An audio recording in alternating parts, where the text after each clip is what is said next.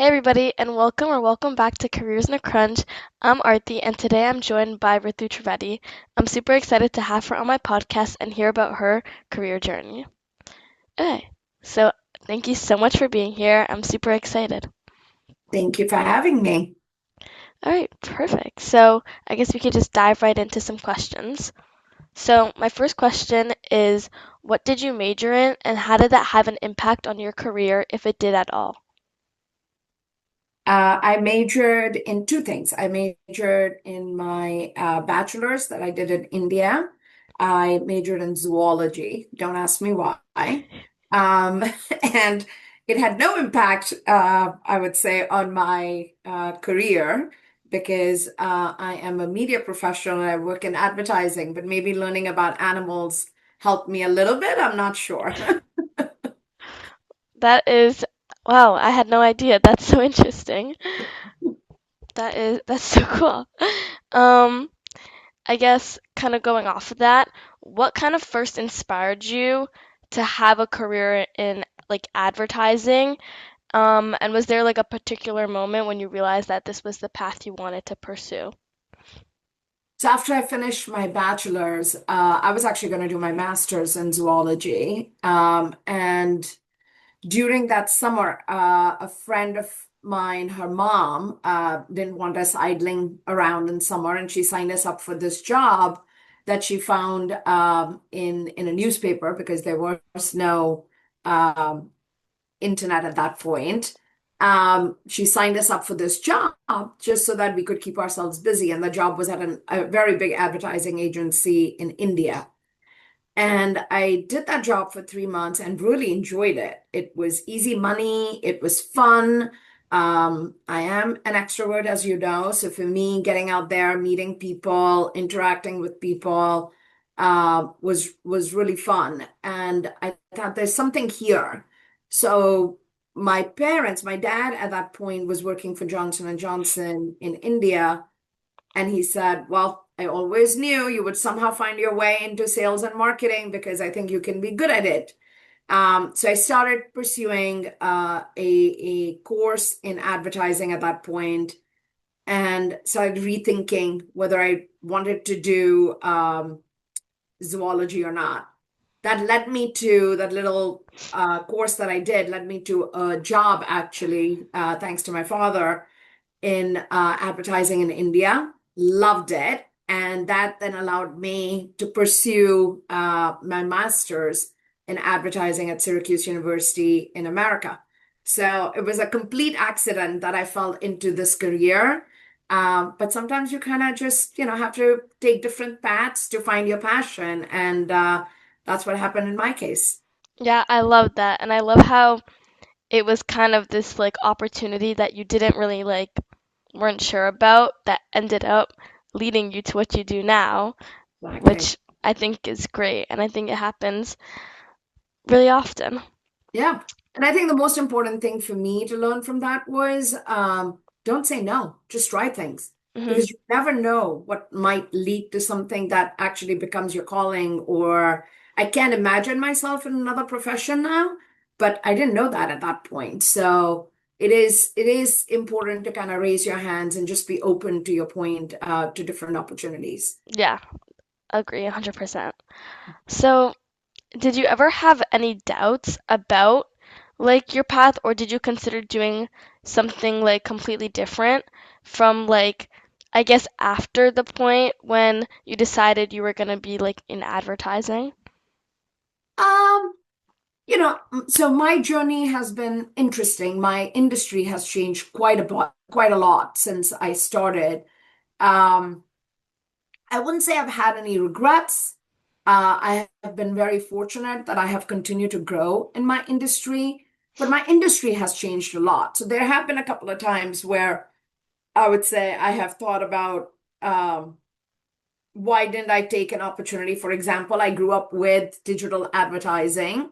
Very early in my career, I could have moved into the seller side.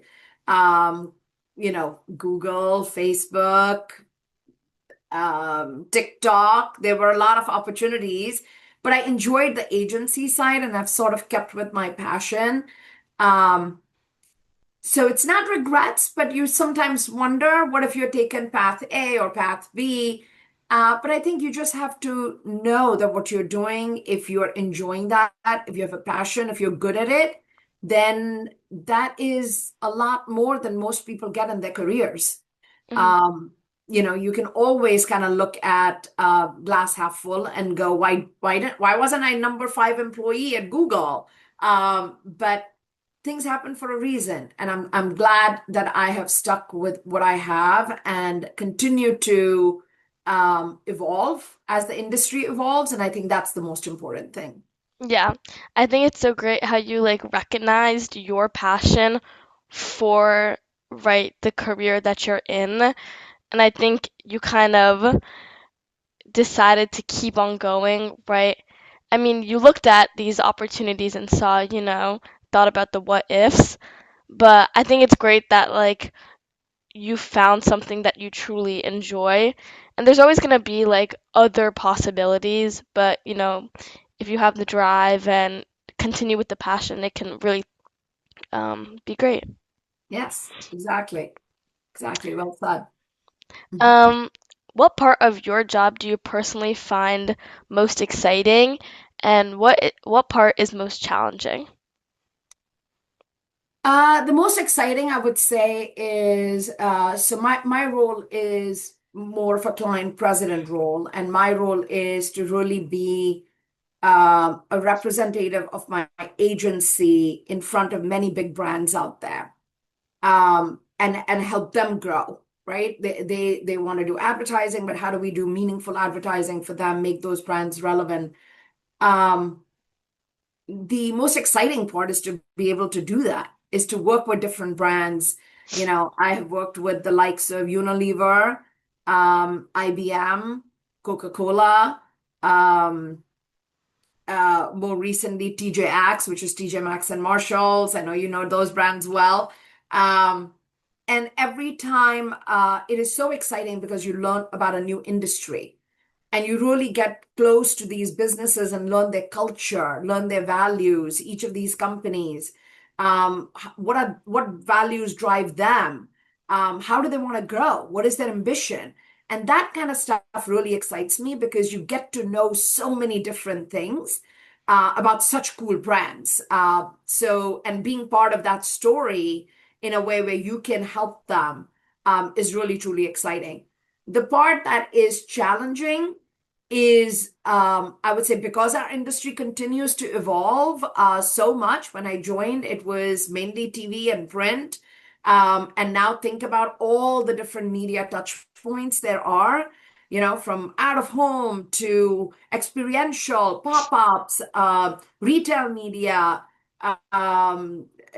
online advertising. There's just so many media touch points. And as a consumer, we see all these media touch points too. So how do you remain ahead of the curve? My job is not just to um, make my clients be aware of these, but it's also, how do I make my clients future fit? They're doing things and are on a journey that will make them even better in the next year to 2 years. So keeping myself abreast of all of that is happening and will happen in the future. Like, you have to use the word AI. How is AI going to completely change my industry? The clients expect me to know that. They expect me to help drive that conversation for them. So that part is both exciting and challenging. How do you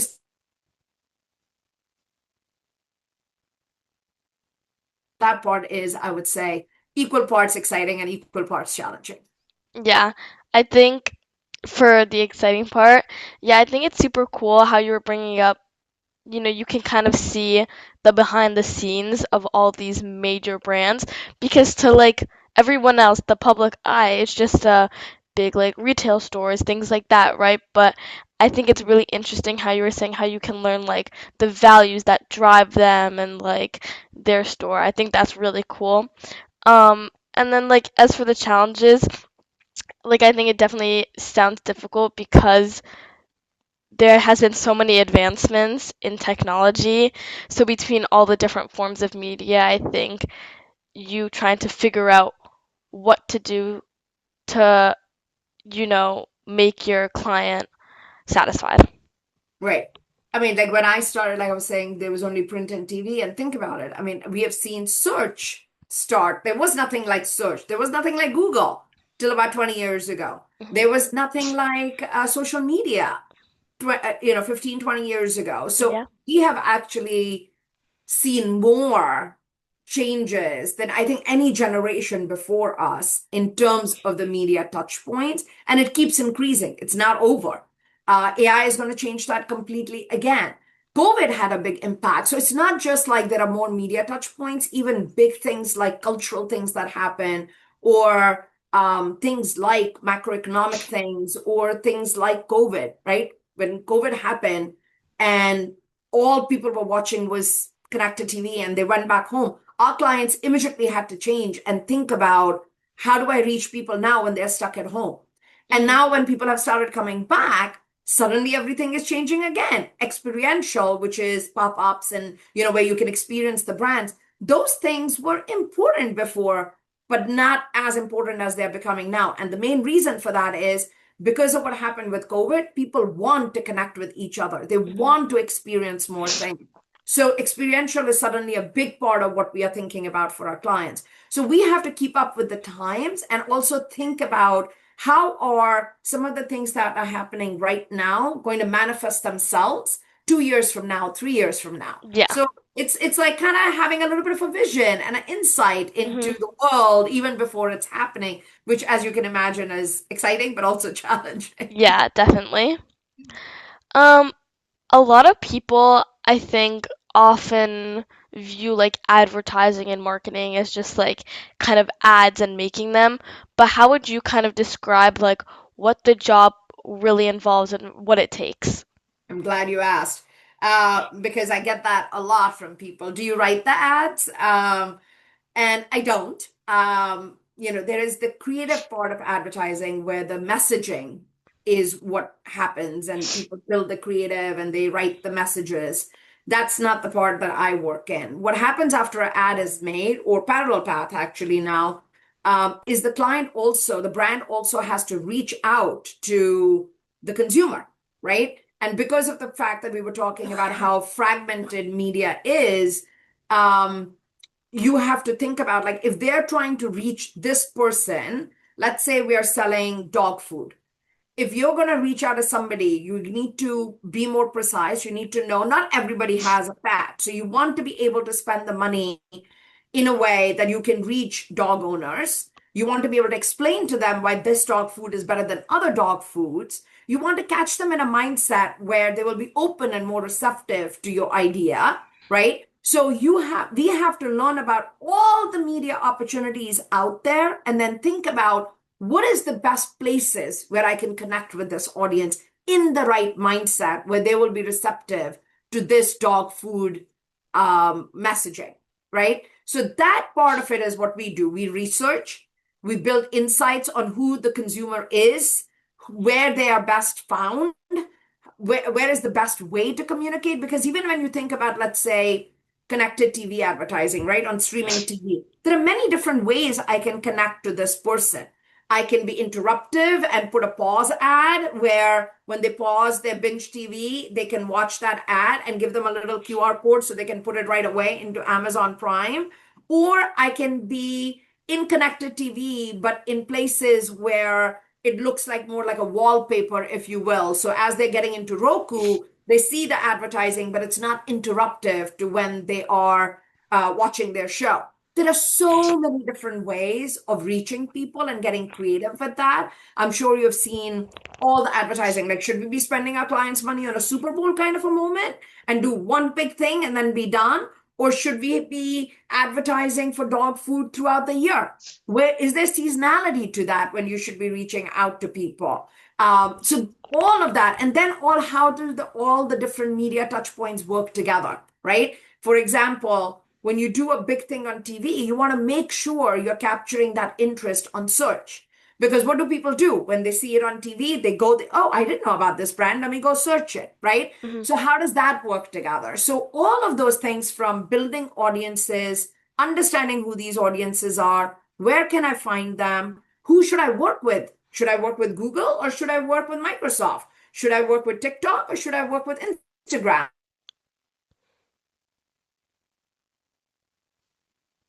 Able to actually measure.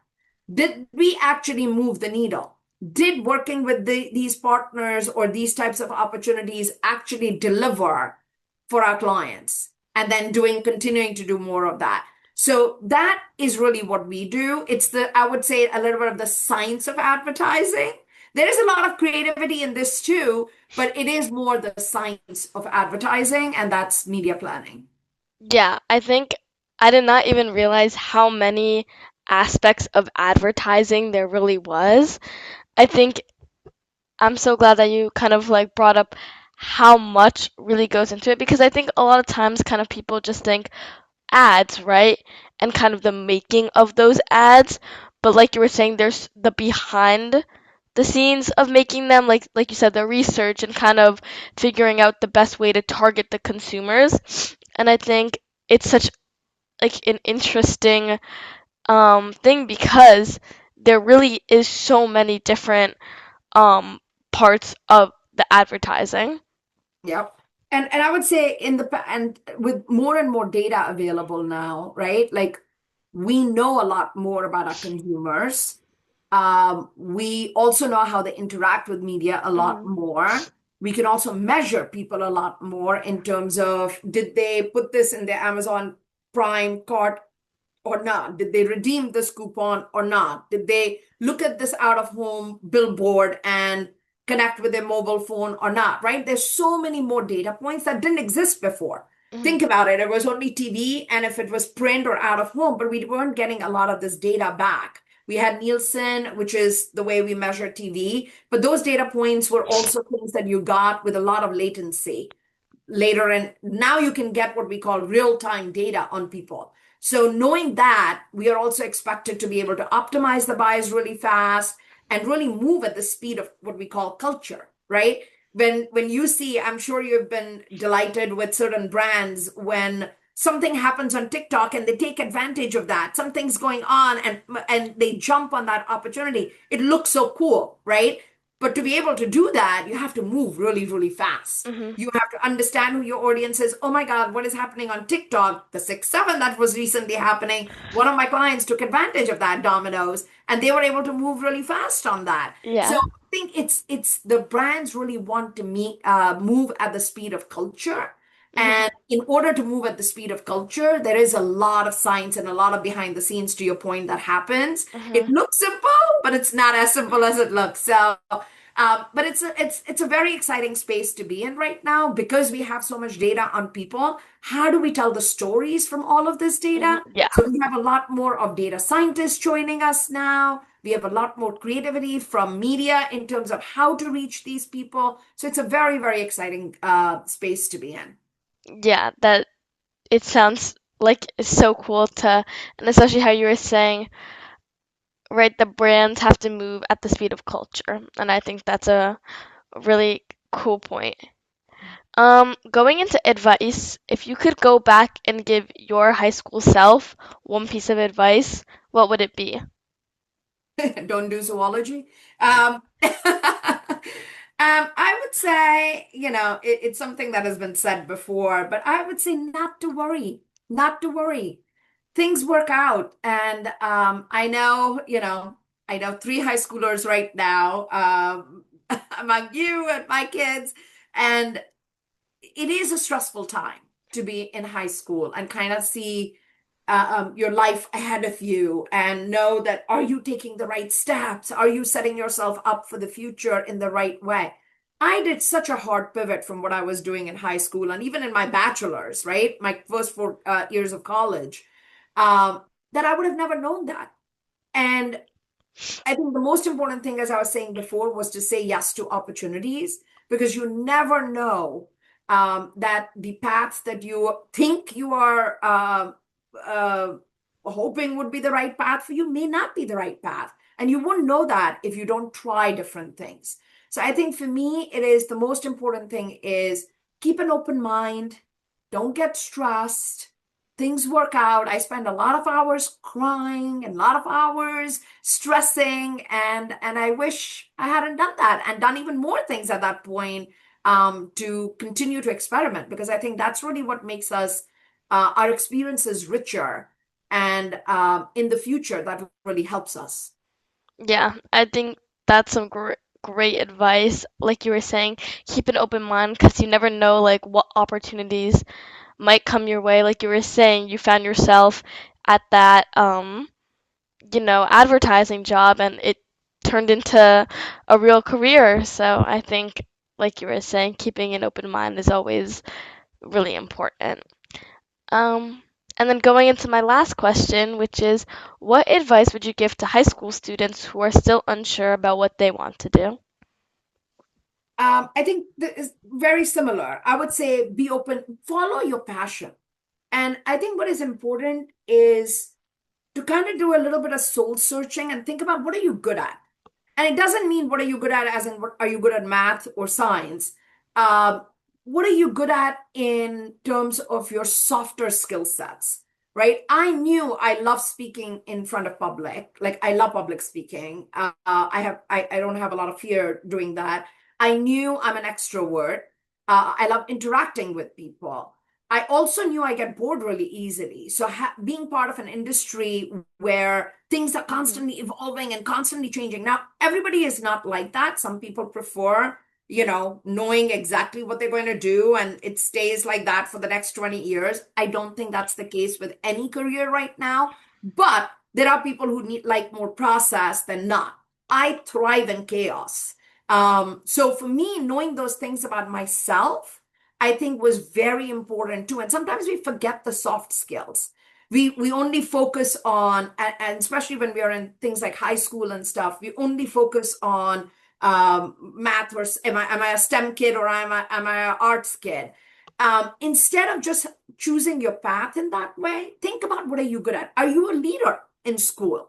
Are you somebody who loves interacting with people? Are you someone who likes enjoys new things? Do you like learning languages? Are you like, all of these things are ingredients that will come together and give you the best possible career if you listen to who you are and what are you truly passionate about. Because that's really, if I wasn't good at public speaking, I can tell you there are many things in my career that wouldn't have come my way if that was something I hadn't recognized about myself. So I just think those softer skills are equally, if not more important to develop when you are in your high school years. Yeah, I definitely agree. And I think it's a really good point you bring up about kind of recognizing what you're good at. And I think, like you were saying, a lot of people in high school think that when someone says, "What are you good at?" it just has to refer to like a single subject in school. But I think that's not the case. Like you were saying, there's so many soft skills that are super important, because those can really define like what career you're gonna end up in, right? And I think it's important for high school students to recognize that they don't only have to be one thing. Like they don't only have to be math or science, psychology, language, right? But there's so much more that kind of makes them, and like those skills are really important. Yeah, I agree with you. I think it's, if you think about it, I did my bachelor's in zoology. I'm not necessarily using that right now, but I'm using a lot of my softer skills. And as AI continues to change the world we live in, Hmm. some of those, with knowledge becoming more democratic, softer skills is really what is going to be even more important and critical in the future. Yeah. So I really think for the kids who are coming up now, for them to really think about the leadership skills, public speaking skills, empathy, how are they building some of those softer skills in school that will pay off for them, is going to be very critical. Hmm. Yeah. And thank you so much. Of course. This was a great conversation and I learned so much. So thank you so much. Thank you, Arti. Thank you for having me. Of course. All right. Have a good day. Thank you, you too. That's it for this episode of Careers in a Crunch. If you found today's conversation helpful and informative, be sure to share it with a friend or family member. Don't forget to subscribe so you never miss an interview. Thanks. Bye.